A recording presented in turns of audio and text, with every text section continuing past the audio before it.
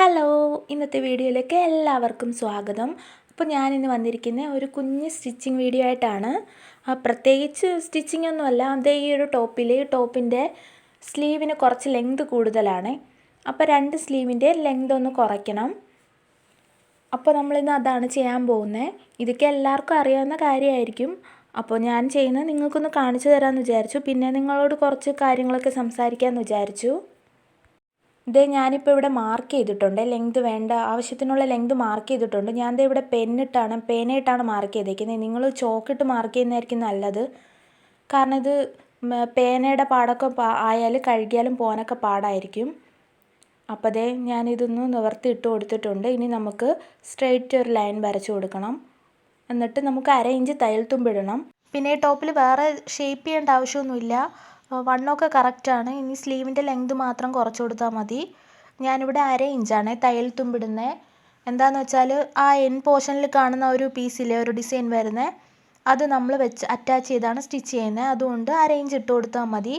നിങ്ങളൊക്കെ ഇപ്പോൾ ചെയ്യുമ്പോൾ സ്ലീവ് 2ആയിട്ട് മടക്കിയാണ് സ്റ്റിച്ച് ചെയ്യുന്നതെങ്കിൽ തയ്യൽ തുമ്പ് ഒരു 1 ഇഞ്ചൊക്കെ ഇട്ട് കൊടുക്കണം.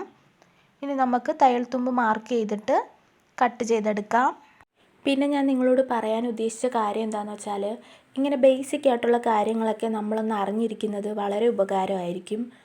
എന്ന് വെച്ചാൽ ഇപ്പോൾ നമുക്ക് അത്യാവശ്യമായിട്ട് എന്തെങ്കിലും ഡ്രസ്സ് ഷേപ്പ് ചെയ്യാനോ അങ്ങനെയൊക്കെ ഉണ്ടെങ്കിൽ അത്യാവശ്യമായിട്ട് എവിടെയെങ്കിലും പോകാൻ നേരത്തായിരിക്കും ഇത് ചെയ്യണമല്ലോ എന്ന് ഓർക്കുന്നത്. അപ്പോൾ പിന്നെ നമുക്ക് സ്റ്റിച്ചിങ് സെൻറ്ററിലൊക്കെ പോയിട്ട് ചെയ്യാനൊന്നും സമയം കാണില്ല.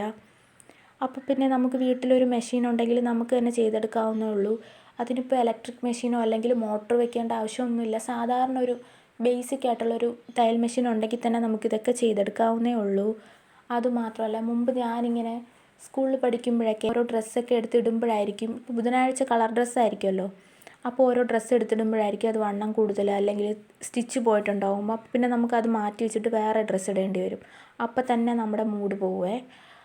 അപ്പോഴേ ഞാൻ വിചാരിച്ചിരുന്നതാണ് ഇങ്ങനെ സ്വന്തമായിട്ട് സ്റ്റിച്ചിങ് പഠിക്കണം, മെഷീൻ വാങ്ങിക്കണം. ഞാനിവിടെ ഒരു സ്ലീവ് കട്ട് ചെയ്തെടുത്തിട്ടുണ്ട്. ഇനി അത് മാറ്റി വെച്ചിട്ട് നമുക്ക് മറ്റേ സ്ലീവ് കൂടെ കട്ട് ചെയ്തെടുക്കണം. അതിന് പ്രത്യേകിച്ച് മാർക്കൊന്നും ചെയ്യേണ്ട ആവശ്യമില്ല.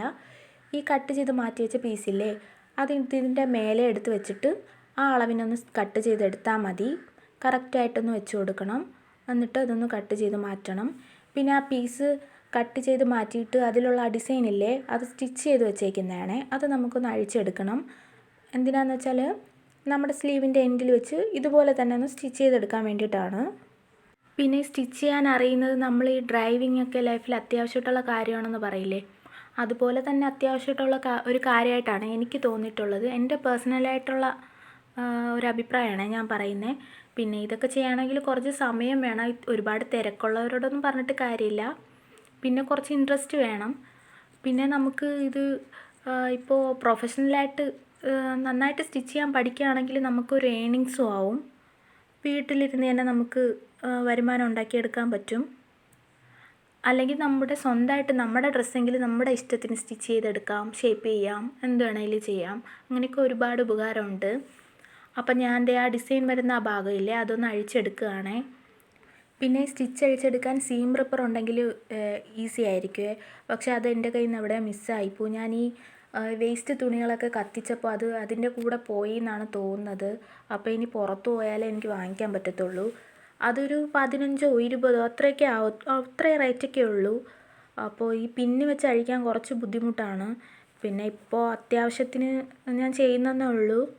അപ്പോൾ ഇത് നമുക്ക് 2 സ്ലീവിൻ്റെയും എൻഡിലുള്ള ആ പോർഷൻ ഒന്ന് അഴിച്ചെടുക്കാം. എന്നിട്ട് നമുക്ക് മറ്റേ സ്ലീവിൽ വെച്ചിട്ടൊന്ന് അറ്റാച്ച് ചെയ്തെടുക്കണം. ഞാൻ ഇവിടെ 2 പീസും അഴിച്ചെടുത്തിട്ടുണ്ട്. ഇനി നമുക്ക് സ്ലീവിൻ്റെ എൻഡ് കുറച്ചൊന്ന് തയ്യൽ അഴിച്ചെടുക്കണം. അതായത് ഇത് വെച്ച് അറ്റാച്ച് ചെയ്യാൻ വേണ്ടി എളുപ്പത്തിനാണ്. ഈ സ്ലീവിൻ്റെ എൻഡിൽ സ്റ്റിച്ചില്ലേ, അതൊരു 2 ഇഞ്ച് നീളത്തിന് മതിയാവും. ഫുള്ളായിട്ടൊന്നും അഴിക്കേണ്ട, സ്ലീവ് കുറച്ചൊന്ന് അഴിച്ചെടുക്കണം. അത് കഴിഞ്ഞിട്ട് നമുക്കത് അറ്റാച്ച് ചെയ്യാം.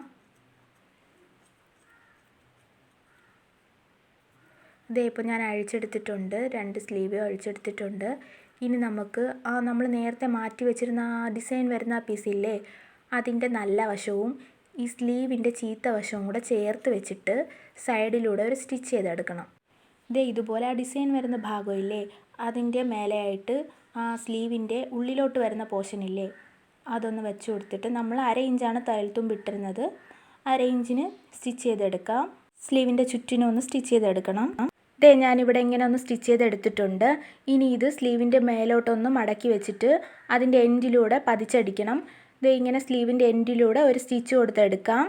ഞാൻ ഇപ്പോൾ ഇവിടെ സ്റ്റിച്ച് ചെയ്തെടുത്തിട്ടുണ്ട്. അത് കഴിഞ്ഞിട്ട് ആ പീസിൻ്റെ ഡിസൈൻ വരുന്ന പീസില്ലേ, അതിൻ്റെ മറ്റേ സൈഡ് കൂടെ സ്ലീവിലോട്ട് അറ്റാച്ച് ചെയ്യണം. എന്നിട്ട് നമ്മൾ നേരത്തെ അഴിച്ചില്ലേ സ്ലീവിൻ്റെ സൈഡ്, അതുകൂടെ ഒന്ന് സ്റ്റിച്ച് ചെയ്തെടുക്കണം. ഇത്രയേ ഉള്ളൂ. നമ്മളിവിടെ 2 സ്ലീവ് ഇതുപോലെ തന്നെ സ്റ്റിച്ച് ചെയ്തെടുത്തിട്ടുണ്ട്. അപ്പോൾ വീഡിയോ എല്ലാവർക്കും ഉപകാരപ്പെട്ടെന്ന് വിചാരിക്കുന്നു. ഇഷ്ടപ്പെട്ട എല്ലാവരും സപ്പോർട്ട് ചെയ്യണേ. ഇതുപോലെ നിങ്ങൾക്ക് യൂസ്ഫുൾ ആയിട്ടുള്ള ബേസിക് സ്റ്റിച്ചിങ് ട്യൂട്ടോറിയൽസൊക്കെ നമ്മുടെ ചാനലിൽ ഇടുന്നതായിരിക്കും. അപ്പോൾ വീഡിയോ ഇഷ്ടപ്പെട്ടെങ്കിൽ നമ്മുടെ ചാനലൊന്ന് സബ്സ്ക്രൈബ് ചെയ്യുക, സപ്പോർട്ട് ചെയ്യുക, ലൈക്ക് ചെയ്യുക, നിങ്ങളുടെ അഭിപ്രായങ്ങളൊക്കെ കമൻറ്റ് ചെയ്യുക. അപ്പോൾ ബൈ. അടുത്തൊരു വീഡിയോ ആയിട്ട് ഉടനെ തന്നെ കാണാം.